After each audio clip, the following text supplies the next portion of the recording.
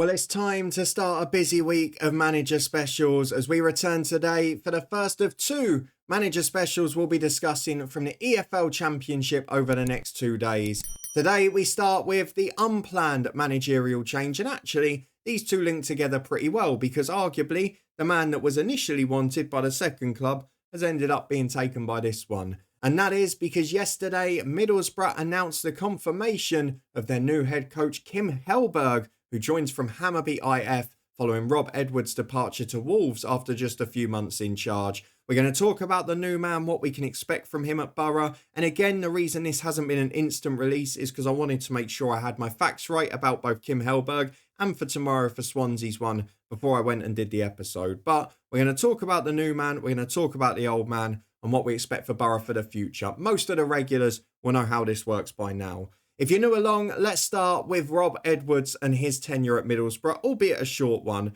And I'm not going to talk too much about the football inside for a couple of reasons. One, he was only there for 15 matches.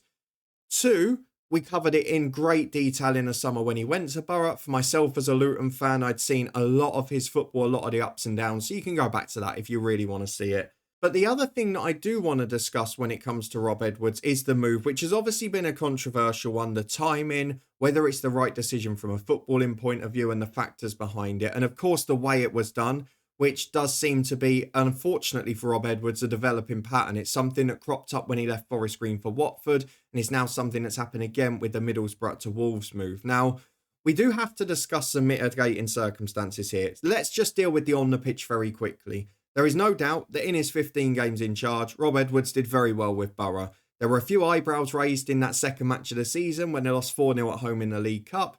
And they maybe weren't the most productive in front of goal at times. They maybe hadn't found their full attacking focus and that constant threat during matches. They hadn't started to control them all the time. But he'd built a very solid defence, something that last season at Luton was a long way away.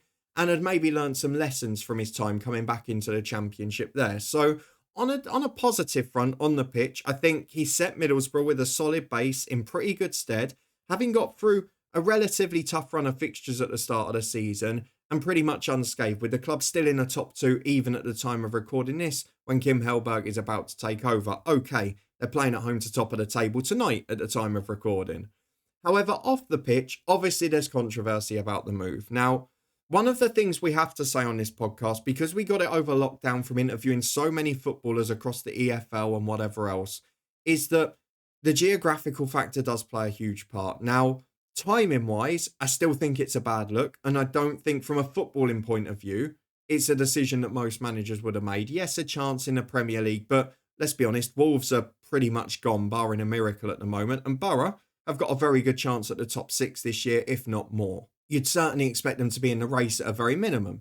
Now, with that in mind, you wouldn't see many managers making that move in normal circumstances. However, we do have to bear in mind that Rob Edwards was a Wolves leader on the pitch for many a year. He was involved in a coaching capacity previously. He's incredibly popular with the fans. I saw it myself when I went to the Luton away game in the Premier League. The Wolves fans were chanting his name throughout. So he's clearly a popular man at Wolves. So there's no doubt that with his family there, with a lot of his career being in that area of the world so far, there's no doubt that it made sense from a geographical, a non-footballing, a personal human point of view.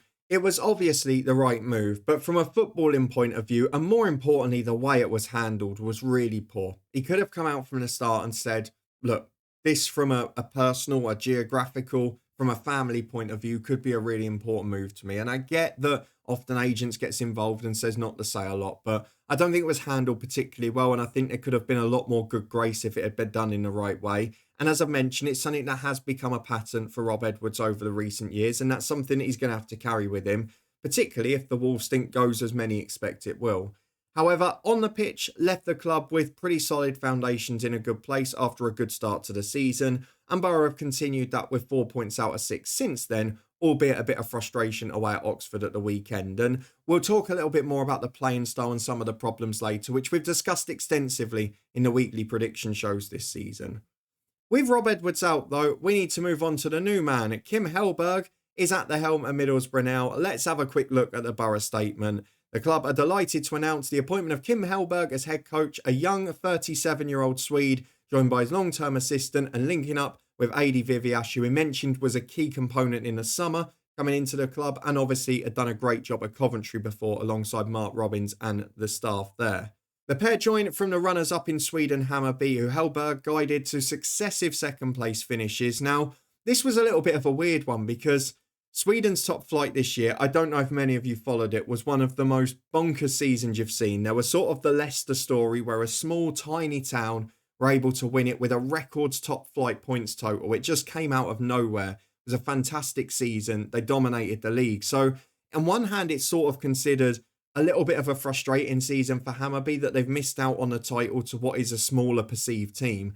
But on the flip side, they were only beaten to the league title by a team that broke the record points total for the division. So there is a lot of plaudits for the style of play, quite a lot of plaudits for the results. And obviously they've had some good moments in Europe too, albeit I've seen some performances where they've not looked great over the years, particularly in qualifying games as well. But there's no doubt that he was an incredibly important and sought after man in European football. Lots of clubs now looking for that coach to come from abroad and be the next one, the next special talent from European football. And of course, it was very heavily linked that tomorrow's episode, where we talk about Swansea City, he was their first target as well, but Middlesbrough have come and snatched him. And let's talk about him in a bit more detail, because all of the people in the boardroom and behind the scenes very happy with him at Borough. They think he's the right man to take them forward. Only the second non-UK based appointment permanently in Middlesbrough's managerial history. The last one in Aitor Karanka obviously took them to the Premier League. So they'll maybe consider that a good omen, I don't know. But let's have a look at Kim Hellberg's record in a bit more detail, because style of football has not been doubted. They're an aggressive, a high-pressing, exciting, possession-based team.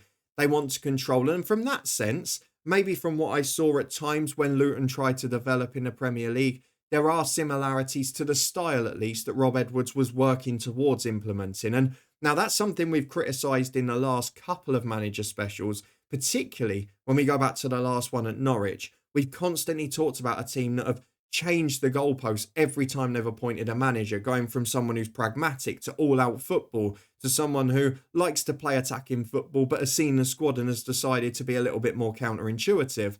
One of the things that does is create a lot of instability, creates a lot of change in recruitment, because you then have to adapt the players to different styles of play every season or two. And one of the things I like about what Middlesbrough have done here is that they have kept a sort of status quo in terms of the style of play, the style of manager. And while they are from different nationalities, different backgrounds, with hugely different experiences in different countries, there is no doubt that there is a similar underlying common pattern between Rob Edwards and Kim Hellberg, the way they want their game played, the way they set the foundations of their team, and to be fair, largely in their results throughout their career, because Rob Edwards did a good job at Borough and Kim Hellberg has done a very good job at Hammarby, winning over 50% of his matches, producing teams that score goals. And yes, while there is the odd defensive vulnerability in there at times, and yes, the odd disappointing result, overall, Hammarby are a great side to watch. They're a team you want to buy a ticket to go and see, and you always know you're going to get excitement when you go. If you put this season as an example, they actually scored the most goals in the division, 60 in total, more than the side who won the league with a records points tally. The only slight frustration was that they started the season a little slowly and they conceded a fair few goals. While it was still the second best record in the division, it was only 1 and 2 and 3 goals better than the teams in the 5 or 6 places below them. It wasn't at the same level as a title winning side. However, the previous season, you could argue it was the opposite problem. They only just scored the second most in the division. They ended up with a goals against column that was as good as Malmo, who won the league that year, and better than it was this season. But one of the things we've seen as they've become more aggressive is they have started to concede more goals. They have been vulnerable to counter-attacks as they've been a little more aggressive. They've pressed a little higher. And that's something that Middlesbrough will have to be concerned with as well. Of course, Rob Edwards had started to, with the recruitment team, bring in players that were going to suit that style of play moving forward. And we saw that defensively, bar maybe that performance at Watford, which had a few emotional senses to it, and with Rob Edwards being a former manager there, aside from that, Borough have been generally very solid this year and have got a lot of creative magic in the team. They've perhaps not got that out-and-out goal scorer that they've had in previous years. We go back to that opportunity a few years ago, the year Luton came up, in fact, under Rob Edwards, where they had Chuba Akpom, where they had Cameron Archer banging them in for fun. They've maybe not got that player now, or not got that player who's consistently fit, available and able to do it. But they've got a lot of players with individual moments of magic in them. We've talked about that a lot this season. Some of the signings that have come in, very good players. They've got a couple of brilliant ones there, and I do worry that perhaps in players like Hayden Hackney, if he continues to find form as he's starting to now, Morgan Whittaker, maybe those that get Premier League moves in the future. But for this season at least, you feel that Borough will keep the squad together to suit Hellberg and his style of play, which is exactly what they were doing before for Edwards. So on that front, I'm not actually worried, despite the fact Kim Hellberg is new to English football. It's a big concern, of course, that he has no experience in the UK in the Championship, which is the pattern of a lot of appointments this year. But I'm probably less worried about the continuity between two managers and with the new person to the country coming in than I would be at other clubs, because partly because of how Middlesbrough run, but also because there is a very underlying similar style there and players that suit both of the managers. So maybe if he tries to change too much too soon, which Rob Edwards then did coming back into the Championship with Luton at first and learnt the lessons from at Borough, maybe you will see some decline. With experienced coaches from the Championship, such as Adi Viviash in the background, I can't imagine that being a trap that Middlesbrough fall into. The one more difficult element to predict, of course, is the Championship, because bar Coventry, who have had a blistering start and are running away from everyone, the table's very tight. There is a conceivable chance that Middlesbrough could lose at top of the table Coventry at home tonight, and then they could be level on points with Stoke, they could be within one or two of others, but even now, they're in second place, they're doing really well, they're 3 points clear of third place Stoke, they're 9 points off 17th. A bad month, and you could be in the bottom half conceivably, as we've seen with West Brom over the last 5 or 6 weeks under Ryan Mason. So there's no point in getting too excited and assuming that Borough are just going to charge into the top 6. I actually thought in pre-season, because of that lack of cutting edge in terms of a centre forward, that they might just miss out. I think I predicted them 7th, if I remember rightly, in my pre-season predictions. But there's no doubt that with the start they've had, the transfers that they've made since then, that they're in a really good position to push on. Now, if we go and have a look at Borough's next few fixtures, of course, Kim Hellberg won't be in the dugout tonight, which I think is a good decision, given the club they're coming up against. And with Adi Viviash against Coventry could be interesting too. But then you look at the run after that, and it's a mix of teams who are either in the bottom half or teams that are expected to be there at the end of the season. Derby, Hull, both doing brilliantly at the moment, but Derby showed fragility last week. Hull can see goals if nothing else. Charlton had a stinker after a brilliant start last weekend, and QPR are a side that have been a mixed bag this year, particularly away from home. There are a lot of games that you would consider winnable on paper. I mean, going back to last season's table, the only one of those that was anywhere near the top is Bristol City the week before Christmas. Other than that, in the run up until probably Southampton on the 4th of January, who themselves are having a tough start and currently improving without a manager, you wouldn't maybe argue that there's that much to be fearful of, albeit a lot of solid sides that will make it difficult for them. And that maybe becomes the problem for Borough. We mentioned it before, they've got players who can produce a magical goal. They've got ones who can create that odd, brilliant pass. But have they got a consistent attacking threat at the moment? That's something that has been the question mark this year. An awful lot of 1-1 draws, a lot of low-scoring games. Maybe not many games where they've been completely in control or utterly dominant. It's been a lot where it's been nicking the odd goal and staying tight, staying composed, which nothing wrong with that. It's a great effort so far, but they are gradually going to have to progress to the next style. And I'm really intrigued to see if they can do that actually without knowing the answer. As it is at the moment, I'd probably be inclined to say I think they've got a better chance of the top 6 than they had pre-season, albeit with the likes of Southampton and Leicester now starting to find form, Ipswich picking up 5 unbeaten at the time of recording too, maybe that does become a bit more difficult. And my biggest concern is definitely the goal output, because they are the joint lowest scorers in the top half, with the exception of Millwall, and they're a side that have been riddled with injuries and are starting to decline in recent weeks. So definitely a concern for Middlesbrough is the scoring goals column. Will they be able to address that in January? Can they stay in the mix until then?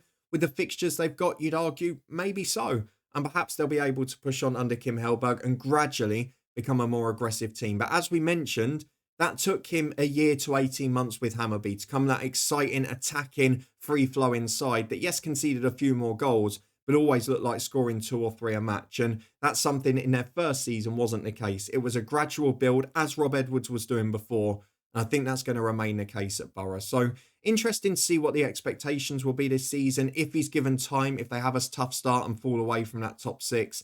But for now, I actually think from the appointments they could have got, it's clearly a very good move. Considering they were in a position where it was unexpected, they acted quickly to make sure that Swansea didn't take their number one target, and have now got themselves in a good position with a relatively friendly list of fixtures coming up to push on and try and get into that top six this season. And who knows, that second place may well be up for grabs if someone doesn't go on a run too. The quick questions we normally ask at the end of these podcasts: will the manager see out their contract, and will the manager be a success at their new club? And to be fair for Kim Hellberg, as Borough head coach, he's probably got as good a chance as any, because Borough do give their coaches time. They normally, if they're close and in the mix, as we saw with Carrick, gave them till the end of the season, then make their decision. And I think you will see stability here, providing it's not an absolute disaster, which I don't think it will be, to be honest. I think there may be a slight initial drop-off, but I think over time, with the right signings in January, Borough can definitely be in and around that top six mix at the end of the year, and maybe slightly overachieve on my pre-season expectation of 7th place based on the squad they had in mid-July. I do think it could be a positive start given the run of games coming up. A lot will depend on the result tonight against Coventry. Will they be 10 points off the top? Will they be back within 4 and really starting to build some confidence? We'll find out the answer as we go along, but it doesn't really matter what I think, does it? Middlesbrough fans, what do you think of the appointment of Kim Hellberg? Are you excited, optimistic, cautious, worried, or just devastated? Let us know your thoughts down in the comments below. Can you understand the reasons for Rob Edwards moving on? Or is it the fact that he's left that's a problem, or the way he did it? Or maybe a mix of both. Let us know what your thoughts are there. If you're another Championship fan, what do you make of this appointment? Do you have much knowledge of Kim Hellberg? And how do you expect him to get on at Middlesbrough Football Club? If you did enjoy this little look at Kim Hellberg being appointed Middlesbrough head coach, please do chuck a thumbs up on the video, subscribe and turn that notification bell on for Championship predictions every single match week. We'll be back on Thursday with the next set. You can find our full midweek fixture list predictions up in the eye above. There'll also be a manager special from Swansea City tomorrow, who after missing out on Kim Hellberg have appointed their own new head coach. We'll have a little talk about that in detail too. But for now, thank you very much for watching. The busy festive season is on the way in the EFL Championship. We'll be back tomorrow to discuss the Swansea manager appointment, and then on Thursday for more Championship predictions. I hope to see you there for them. All the other ones up in the eye above. But if you do want to see the scores I've predicted for all of the midweek Championship action, why not click this video here to go and see the scores I've predicted and get involved in the comments as well.